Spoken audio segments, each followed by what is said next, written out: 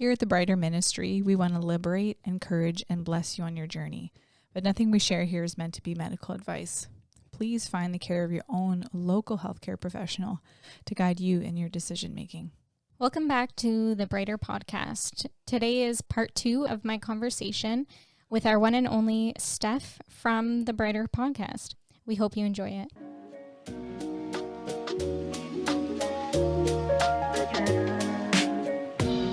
In this world, we face hard things. For some of us, the hardest stuff exists within ourselves, as we or someone we know grapples with mental illness. We believe there's great hope and power in the gospel of Christ, and that this hope and power can defeat all darkness, even the most eluding and treacherous kinds. If you've ever wondered where God could be in all of the loneliness, confusion, and difficulty, stick around. Here, we share practical and spiritual truths from the Bible and our own lives to help you navigate through whatever you may be facing. We believe that wherever you are in your journey, Jesus can make it brighter.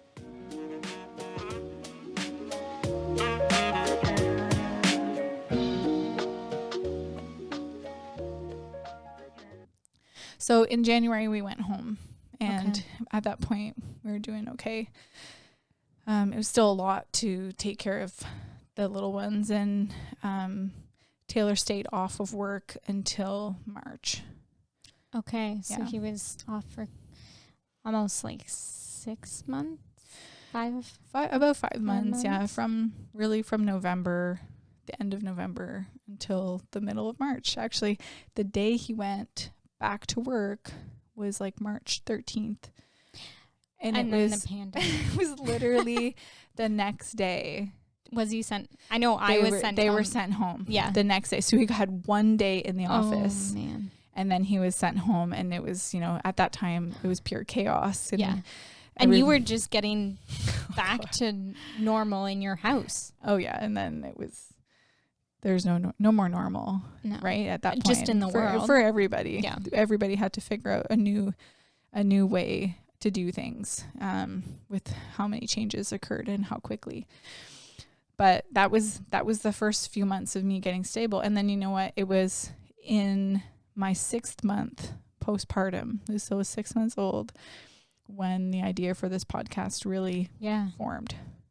Yeah. And I really felt like, you know what? I feel like God has brought me from death to life so many times that I can speak hope to others now.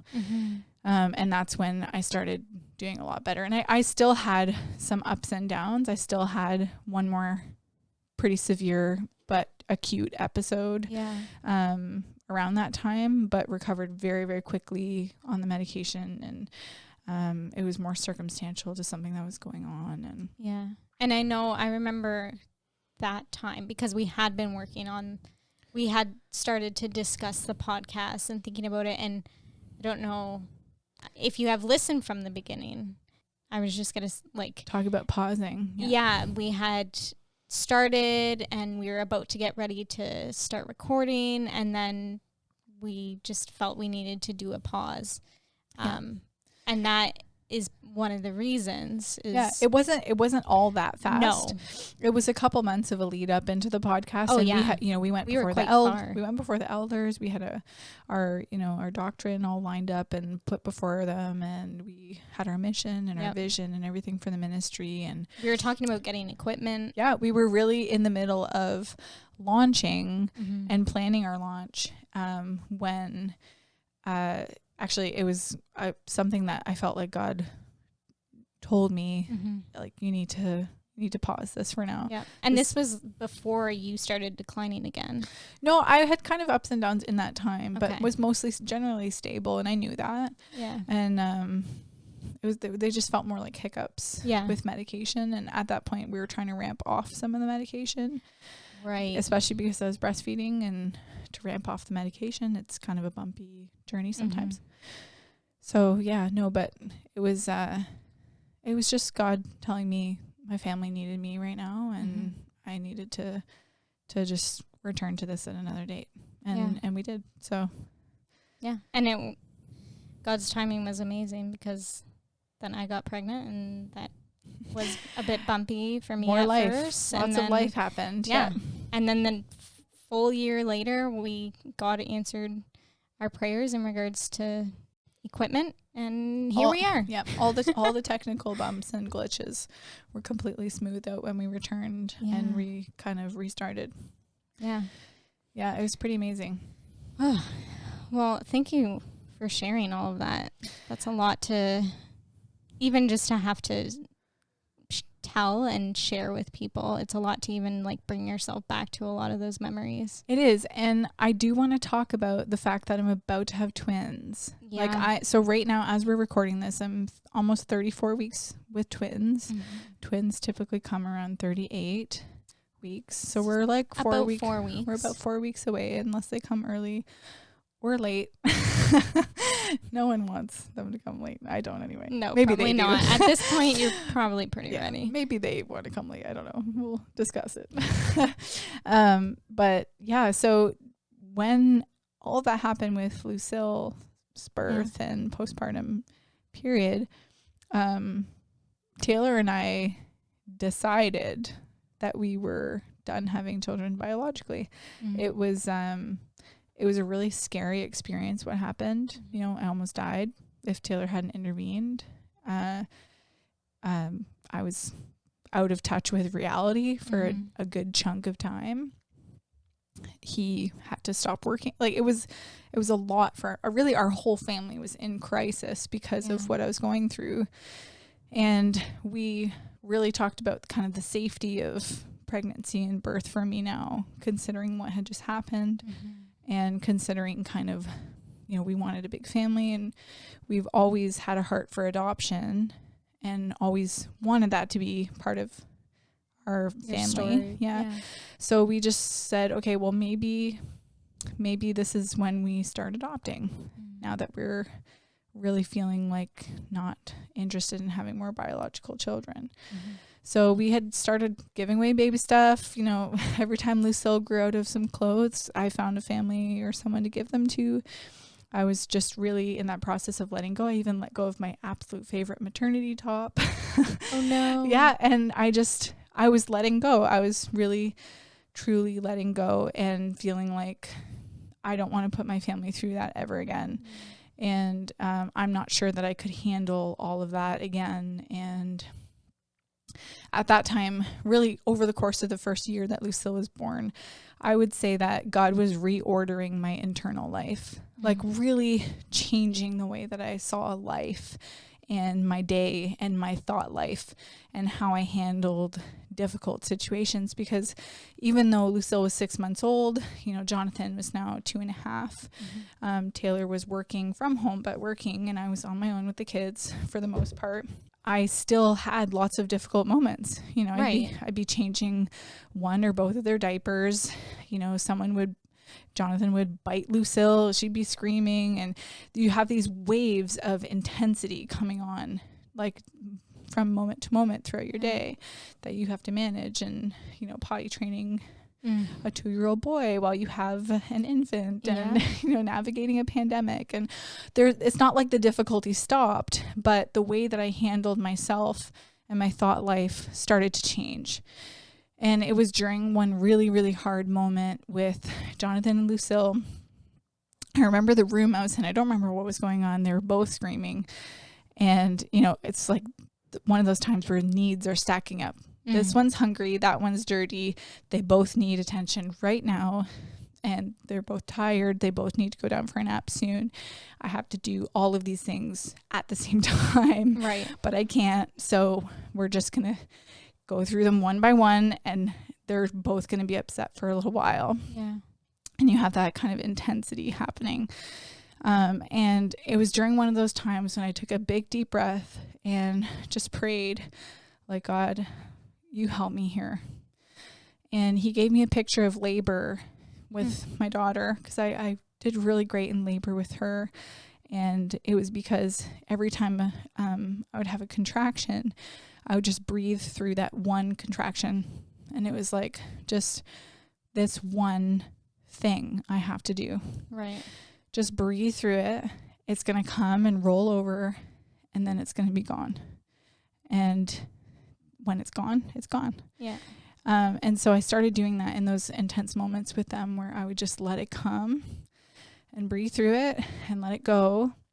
And I started managing so much better. And then my thought life started changing. I started paying more attention to the I can't narrative.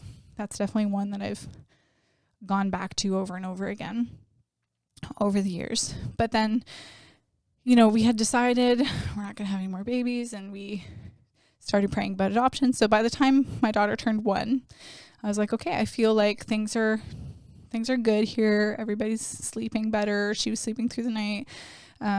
My son was not sleeping through the night, but you were getting more sleep. Yeah, everybody was doing better, and things were starting to feel really stable at home. And we're in more of like a family groove now, and kind of figured out our way through the pandemic mostly. I was gonna say the pandemic had been around for a bit. Yeah.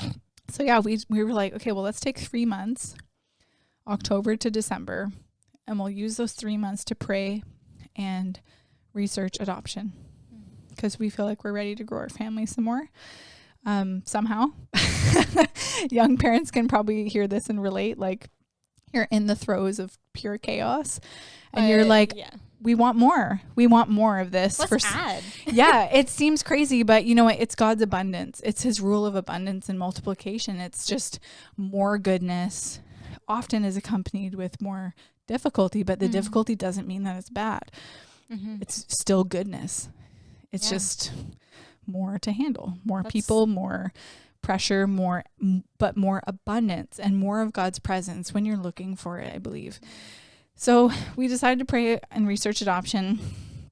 But by the end of those 3 months, we were like sitting on the couch every night almost after the kids went to bed. Yeah, watching videos online, reaching out to other families, kind of like getting the gist of the whole adoption world, understanding the different kinds of adoption and all that.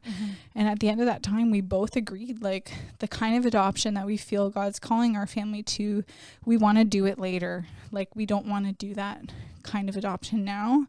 We want to do it when our kids are older, but we still feel this calling to grow our family right now. So we decided, like, well, let's just have a go and see what happens. I have some conditions that can make it difficult to get pregnant. We had a hard time falling pregnant with my daughter. So we were like, well, like, who knows? We'll just leave it in God's hands.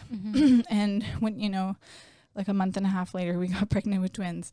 So it was just a huge answer of God to say, like, you can do this. Yeah. And I'm blessing you. And not only that, but God doesn't look at my history and see, like, well, you really messed up last time. I'm not going to give you anything else. Like, you're done. Like, God doesn't do that. He's so redemptive and so good. And it's all about him anyway, because the real story there wasn't that I almost killed myself while having a 5-week-old baby. That's not the story. No, that happened, but that's not the story. The story is that God brought me from death to life. Amen. Again. Yeah. Again, he did it. So this time, when I found out I was having twins, actually on the way to the appointment for my first ultrasound, I was about 7 weeks. I knew I was around 7 weeks. And I had this feeling in the car that this was going to be a really big appointment. For the ultrasound. We were in a lockdown, so I couldn't bring anyone with me. Yeah. But I was praying and just felt like, okay, I'm going to find out something's wrong, or that we're going to have a child with severe disabilities, or something like that is coming. But it's something big. It could be twins, but I feel like it's just something big and heavy that I'm going to find out right now. And I was just praying, and I just said, Lord, okay, this is yours. Whatever it is, it's yours. And, found out we were having spontaneous twins. And wasn't it on April 1st around then? I know you had told people on April 1st. Did I? Yes, because you're like, this is not an April Fool's joke. That's and I remember hearing that and like going home and being like, but It could be. Is she just messing with us? But then now I'm like, no, for sure. No, definitely. And yeah, It's twins. If you took one glance at me today, you'd be like, she's definitely You're pregnant. not overdue. I know. Yeah, I'm huge. Yeah, it's a joy to carry babies and a privilege, a great privilege. Yes. So anyways, we found out we're having twins. So that's God's answer to the question of, can I do this? It's, well, maybe you can't, but I can, and I'm going to sustain you. I'm going to teach you. I'm going to show you myself in all of this. And it all goes back to like years ago when I was first really struggling in mental illness. I was undiagnosed. We really didn't know what was going on. I was having psychotic symptoms in like 2015, before Taylor and I were married, but we were not in the throes of having kids yet. Right. Okay. And I, excuse me, I really didn't want any kids. I never did, ever, in my whole life. Wow. Yeah, I never wanted kids. I don't know if I've ever told you that. You have. Yeah. But wow, yeah, like really didn't want it. So up until your early 20s, you were like, yeah, no, not having kids. Exactly. And if you had told me I would have 4 babies in 4 years, I would have just laughed at you. Here you are now, so thrilled and like still thinking of adoption. Yeah. Oh yeah. And it's because my ideas of God changed and what he can do. Because when I first didn't want kids, it's because I didn't want them to grow up living their whole life wanting to die like I did. And that was my story. I just wanted to die my whole life. That's all I wanted. I just wanted everything to stop and go away. All the problems I was having in my young years, I just wanted everything to stop. And that was the only thing I could think of. Yeah. And I didn't know that it could get better and whatever. So that was kind of my story. And then when God changed that and opened my eyes to a life of purity, life, to really just his abundance, then I was finally able to see like, no, children are good. And it's good to see the multiplication of what God says is good. And he says life is good. So then when I was a couple years in past that point of like, okay, now I know I want kids, we knew that I might not be able to have any kids biologically. I have endometriosis and polycystic ovarian syndrome. If someone's listening, they're like, what is that? It's just 2 different reproductive diseases that usually exist on their own, but I have both. So compounded, it's pretty unlikely that I'd be able to get pregnant on my own or whatever else. And I had been told that for years. So, and I was having a lot of health problems from it, like a lot of pain, a lot of doctor visits, a lot of emerge visits, just with all the issues that comes with endo, especially. And I was at church one day at Open Door, and this is just, I find this so God, because there was someone up at the front ministering, and they were doing an altar call for people who needed physical healing. Okay. And I so they just started by saying, like, just lift your hand. Right. If you need physical healing, and the people around that person with their hand up, pray for them. So I just kind of like meekly like flapped my hand up at shoulder level. Like I didn't even raise my arm. Hey, it was more like, I guess I was kind of just like, whatever. Like at that point I just thought I'm going to live with this forever. Right. And someone was beside me, Aaron Wozniak. If he ever listens to this, he'll know he might remember this. And he prayed for me. And then they said, okay, now we want you to come to the front. Whoever got prayed for, we want you to come to the front in faith, and we're going to pray for you up here. And I didn't move. I was just like, no. They don't need to know. I don't feel like going. I literally just didn't feel like going up to the front. And Aaron just like looked at me. He's like, go, like get off your butt and go to the front. And he was like kind of laughing, like, get up. I know that you put your hand up. Yeah. So he was calling me out, and I was like, oh, I literally made that sound. And I went up to the front to get prayed for and got totally blessed. Like while I was being prayed for, I had a vision, and that vision has altered the course of my life. Wow. Like, and That's the sound I made to go out. Right before To receive God's blessing. Yeah. You know, what fools we are in Christ, right? He totally humbles us. So I get to the front and they're praying and praying, and this is the issue that I'm being prayed for, is my endometriosis.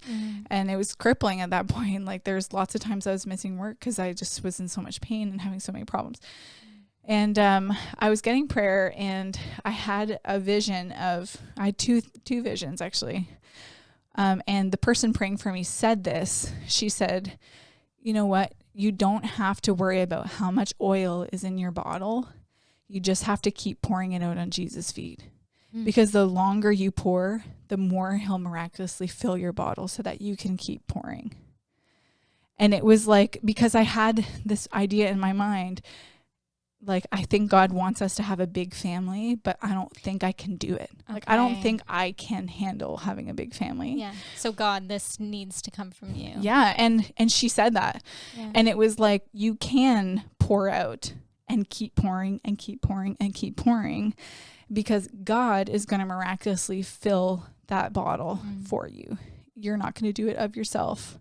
You just have to keep pouring and being obedient to pour, and he'll fill it. And she didn't know my situation. Yeah. So that was really amazing. That was a prophetic word. And then during that time, I was having this kind of, like, while I was closing my eyes and praying and just receiving prayer, I was having this picture in my mind of, you know, that there's a scene in The Lion, the Witch, and the Wardrobe by C.S. Lewis where Aslan, who represents Jesus, has just been raised from the dead. And he has basically conquered the White Witch and defeated sin in the land of Narnia.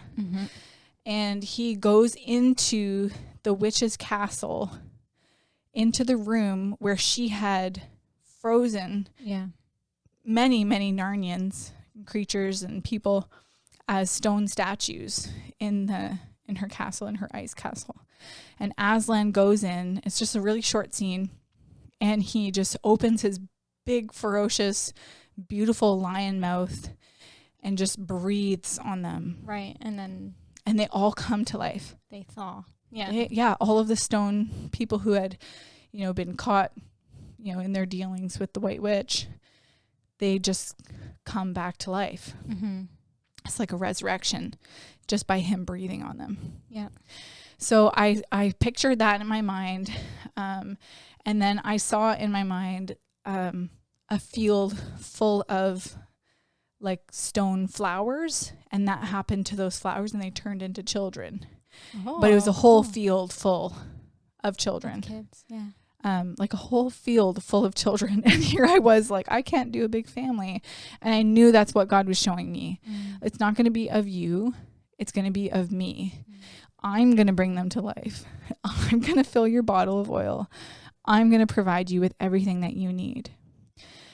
And so at that point is when I kind of just surrendered that. Okay, Lord. And then, of course, when we fell pregnant with Jonathan, it was kind of a miracle situation and a surprise situation. Never had to think about fertility or anything like that. It really was just unmerited favor. And I know that because I have friends who've struggled, and it's not anything I did. Like it's just a miracle that I fell pregnant with him. You didn't even know you were pregnant, right? You found out quite late. I found out when I was like 14 weeks pregnant with him. Like I was already 3 months along.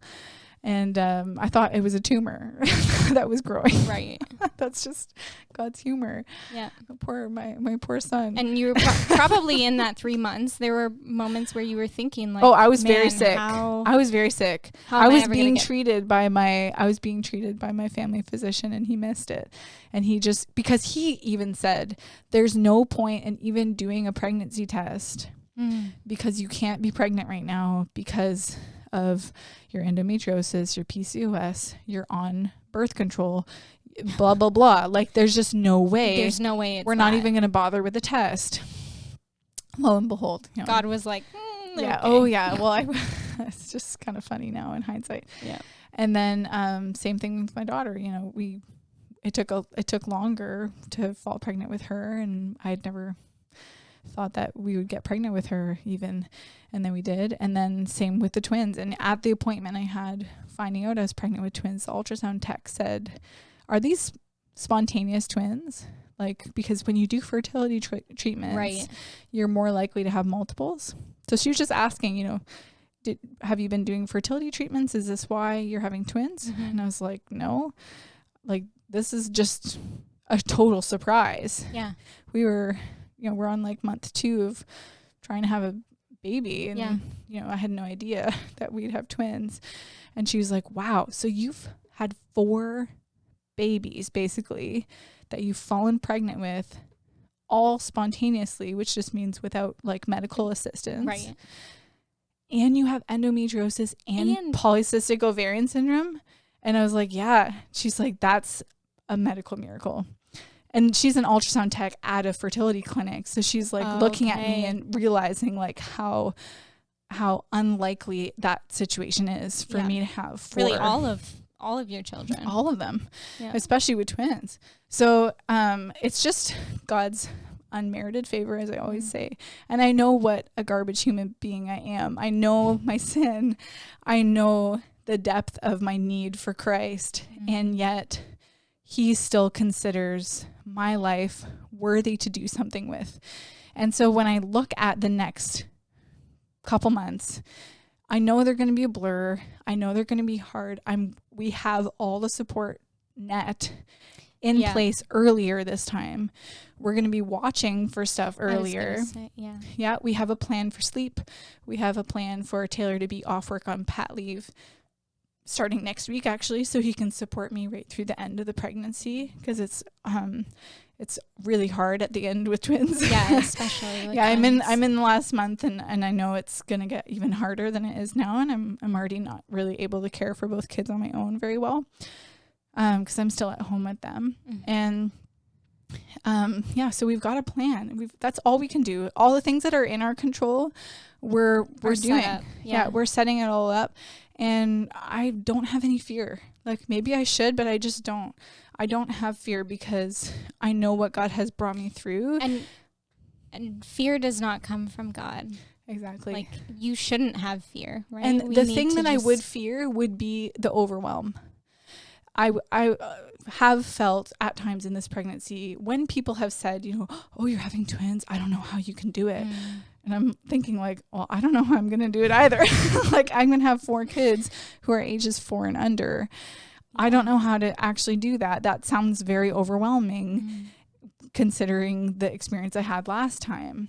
Like, how can you not just get completely overwhelmed? But that's the wrong question. Yes. The right question is, where am I going to see God in this? And how can I hear him better? How can I quiet all that other garbage noise that I sometimes create or sometimes tune into? Because now I've gone from, I can't do this, it's too hard, or I'm too tired, I can't, to, you know what? The joy of the Lord is my strength. And his yoke is easy, his burden is light. And if I'm feeling a hard burden in my day, it's because I'm picking up the wrong burden. Right. It's not the one that God's given me, because his burden for me is light.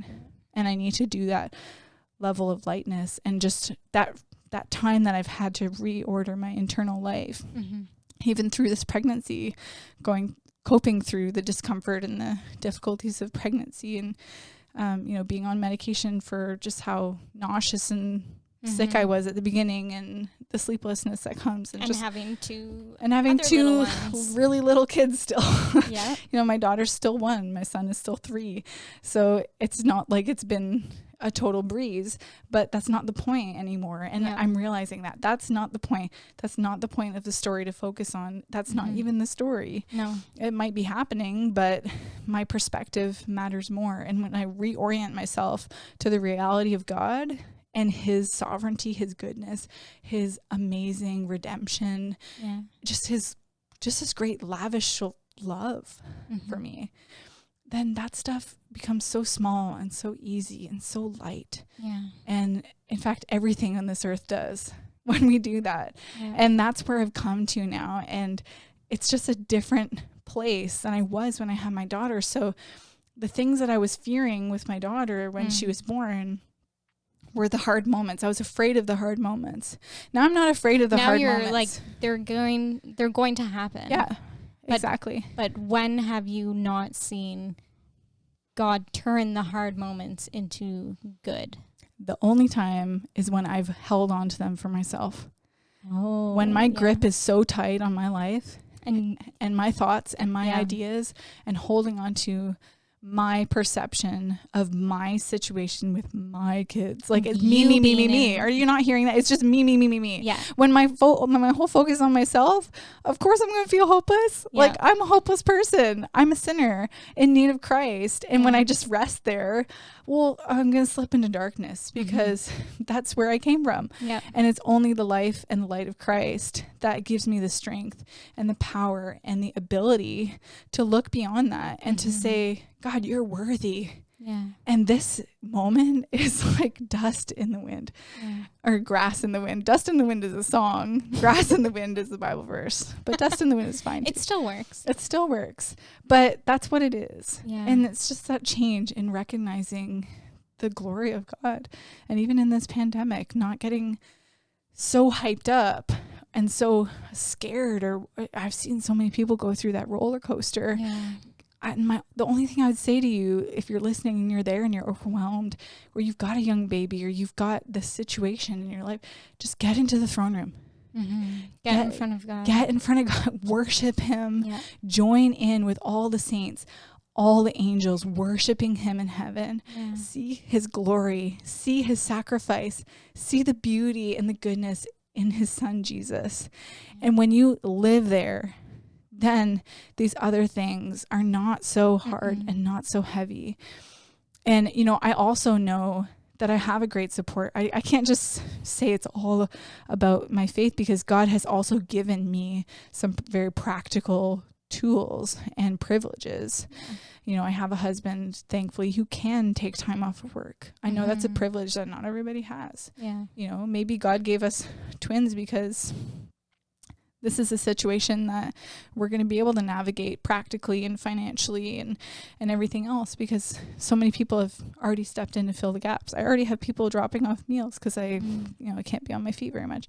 So I do want to acknowledge, it does take a village. It does take building in that support system. It does take those relationships and that help and that kind of practical mindset as well. Yeah. But, you could have all those supports and still get completely overwhelmed if your mind is not straight. Mm-hmm. Yeah, we have that, again, biopsychosocial. We need to be making sure, and we're paying attention to all those areas, or soul, spirit, body, right? So body would be like psychiatry, medication. Sleep is huge. Yeah, what we're eating. And especially with twins. I mean, how am I going to get enough sleep? Ooh. A great question. The Lord will bless you with rest. I hope so. And he's already blessed me with people who can help facilitate rest. And this time I know how to ask. Yes. So, yeah. And, actually my mom said the other day, don't even worry about it, Steph. They might both be sleepyheads from the beginning. I was like, bless you, Mom. I didn't even think about that. I've been literally preparing for this fury storm of two twins who won't sleep. One sleeps, one's awake, one sleeps. But who knows? They might both be sleepyheads. She said, you could be worrying. That's what I had with Jonathan. He was a sleepyhead. Nothing. Yeah. He was the child slept perfectly as a newborn. It was incredible. I just swaddle him up, put a little pacifier in his mouth, pop him in his bassinet. He'd be out for hours. So who knows? Yeah. I'm excited to find out. Yeah. Well, thank you so much for sharing your amazing testimony of God's faithfulness and bringing you from death to life. And it's so cool to just see how you're approaching this pregnancy and having these twins and everything, and just how you've changed your perspective on life, and how you're using the podcast even to bring a lot of that joy and a lot of God's faithfulness to others. Yeah. I feel I'm like treating you as if you're like a guest, but then I'm like, wait, no. Yeah, you should You're actually you a should have me co-host. back on the show. That'd be great. Well, maybe next time I'll think about it.